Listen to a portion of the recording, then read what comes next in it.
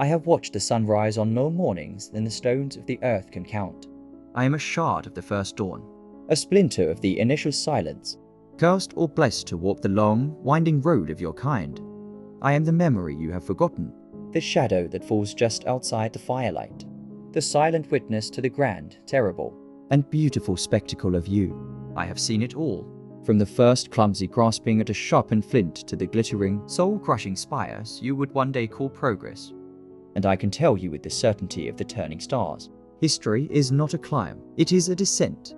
My earliest clear memory is not of a person, but of a feeling, the humid chill of a limestone cave, the scent of wood smoke and wet fur, the rhythmic, guttural chant of a people huddled against the vast, unknowable dark. I stood among them, unseen, a coldness in a world of warmth, as they painted dreams of mammoths and spirits on the wall. Their lives were brief, bright sparks against an eternity of night, and I loved them for their fragile courage. I watched as those sparks gathered, as the first tribes coalesced, as the strong began to speak for the many, and so came the first king. He was a chieftain of the sun-baked river plains, a man named Kale with shoulders broad enough to carry the hopes of his people. His coronation was not in a palace, but on a mound of packed earth under a sky the color of hammered copper. They placed a crude circlet of woven reeds and wolf teeth upon his brow, and 1,000 voices roared their approval. In that moment, as he raised a flint-tipped spear to the heavens, I saw the birth of empire. It was not in the weapon or the crown, but in the light in his eyes, the intoxicating, dangerous belief that one man's will could shape the world. I felt the shift in the air, the first tightening of a chain you would spend millennia forging for yourselves, and I was alone, always alone. To remember everything is to carry a mountain on your soul. I hold the scent of every extinguished campfire, the sound of every forgotten lullaby, the face of every child who looked up at a star and wondered. They are all gone, returned to the dust, while I remain, a vessel overflowing with ghosts. Each birth of a new order, each coronation of a new Kale, feels like an echo of the first, a step on the same one path leading downward. Even then, on that primal mound, with the scent of roasting grain on the wind and the promise of a new age in the air, I could smell the faint, cold rot of what was to come. The seeds of your future darkness were sown in that first, glorious sunrise. Sunlight, hard and white as polished marble, hammered down upon the via sacra.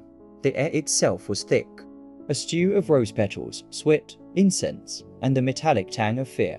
I stood, a still point in the roaring river of humanity, as the golden chariot of Emperor Caracalla rumbled past. He stood frozen in a triumphant pose, his face a mask of gilded arrogance, a living god trailing the scent of Syrian myrrh and fresh blood.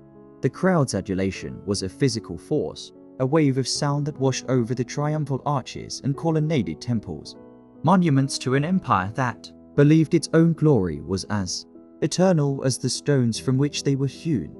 I had seen this before, in the shadow of the pyramids, where pharaohs declared themselves sons of I, as the Nile's lifeblood was taxed to dust, in the hanging gardens of Babylon, where kings built wonders to touch the sky while their foundations crumbled from within.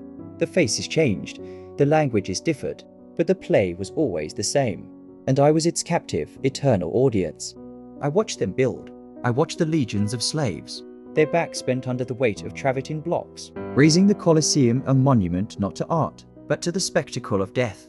I walked the aqueducts, marvels of engineering that carried water to the baths of the rich, while the plebeian tenements festered in their own filth. The empire was a beautiful, gilded corpse, and the rot began in its heart. In the marble halls of the Palatine, I stood behind silken curtains as senators whispered of poison and profit. Their loyalty traded for gold and provincial governorships. The legions, once the iron spine of the Republic, now swore fealty not to Rome, but to the man who filled their purses. The virtue that had raised this city from 7 hills was a forgotten myth, a story told to children who would never know its meaning. And then came the reckoning. The parade of Caracalla was but a memory, a final brilliant flash before the dark. I stood on the same Via Sacra years later, the scent of roses replaced by the stench of smoke and offal. The Goths were at the gates, not as supplicants, but as masters. Their rough, bearded faces were a stark contrast to the refined decadence they shattered. I watched them pour through the Salarian gate, and I did not see barbarians. I saw the inevitable consequence, the pendulum swing of a history that refuses to be ignored. The libraries burned, their scrolls turning to ash that fell like black snow upon the statues of forgotten emperors. The grand temples were looted, their gods revealed as powerless stone. In the chaos, I was a ghost. A mother clutching her child ran through me, her terror a cold shock against my timeless soul. A legionary, his fine armor stripped from his corpse, lay staring at a sky he no longer recognized. I felt the weight of it all, the crushing burden of repetition. I had whispered warnings into the ears of scribes in Memphis, had tried to catch the eye of a philosopher in Athens, had stood in the path of a praetor in Rome. They never saw me. They never listened. Their pride was a wall higher than any they could build, and it always preceded their fall, as the last echoes of the sack faded, leaving only the wind to whistle through broken colonnades. I understood these collapses were not endings, but waypoints. Each fallen empire, each extinguished light of civilization, was not a return to nothingness, but a step down a darker path. The ashes of Rome, of Egypt, of all the glittering domains I had seen rise and crumble, were not mere dust. They were the fertile soil from which a far more terrible, more unified, and more permanent darkness would one day grow. The descent continued, and the shadows deepened. Fire, which had once warmed them in their caves and cooked their first meals, became the instrument of their purity. I watched the transformation, a slow and terrible alchemy, as the gentle light of early spirituality was fed into a forge of zealotry, hammered into blades and shackles. It began in quiet groves and humble riverbanks, with offerings of grain and whispered thanks to the sun and the soil. I saw the first shamans, their eyes wide with genuine awe, interpreting the dance of the wind and the patterns of the stars. Their faith was a question, a reaching out into the vast mystery. But questions are fragile things, and power prefers answers. Centuries flowed like a polluted river, and I stood on the cobblestones of a medieval town square as the answers were made manifest. The air was thick with the smell of damp wool, unwashed bodies, and a sharp, greasy smoke that coiled from a dozen pitch-soaked torches. In the center of the square, a pyre was built, not of simple firewood, but of carefully stacked, splintered furniture and heretical texts, a monument to fear. The crowd was a single, breathing entity, its face a mosaic of fervent belief and base hunger for spectacle. They were no longer individuals seeking grace, but a chorus chanting a single, unforgiving truth. The condemned, a man and a woman, were led forth. Their crime was a deviation in thought, a private interpretation of scripture that challenged the edifice of the church. The man's eyes held a desperate, lucid fire, while the woman's were hollowed out by terror. They were not monsters. They were simply people who had asked the wrong questions in an age that demanded absolute answers. I felt a familiar, futile sorrow rise within me, a cold tide against the heat of the gathering flames. I moved then, not with grand purpose, but with the faint, hopeless instinct of a ghost trying to alter the course of a dream. I walked to the bishop overseeing the spectacle, a man whose face was a mask of serene certainty, and I stood directly before him. I willed my ancient presence to be felt, a chill of reason in the fever of the crowd. I focused all my timeless memory, all the countless acts of simple compassion I had witnessed, and tried to project it into his heart. For a single, impossible moment, his eyes seemed to flicker, to lose their focus, as if sensing a draft from a forgotten age. Then he blinked, shook his head slightly, and gestured for the torches to be lit. My intervention was less than a sigh in a gale.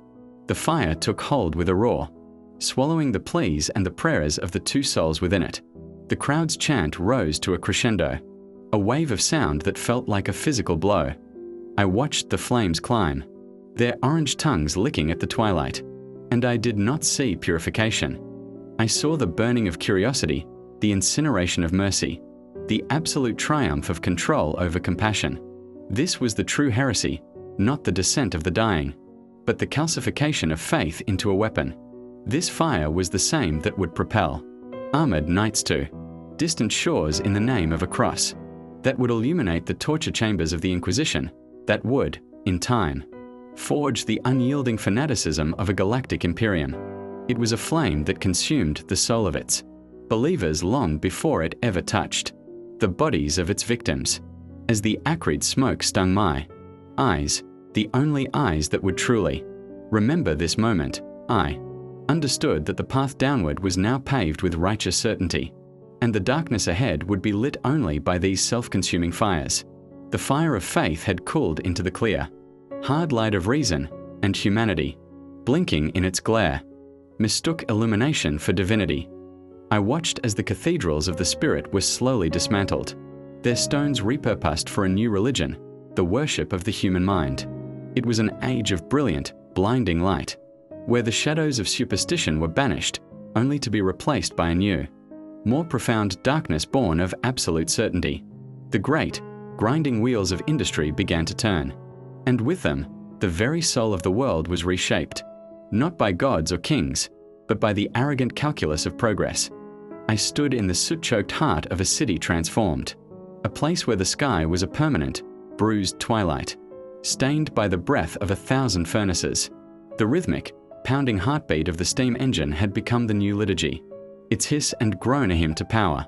Brick towers clawed at the heavens, not in prayer, but in defiance, vomiting black smoke that blotted out the stars men had once worshipped. The streets teemed with a new kind of life, a throng of grey-faced workers, their lives measured in shifts and shillings, their individuality swallowed by the machine.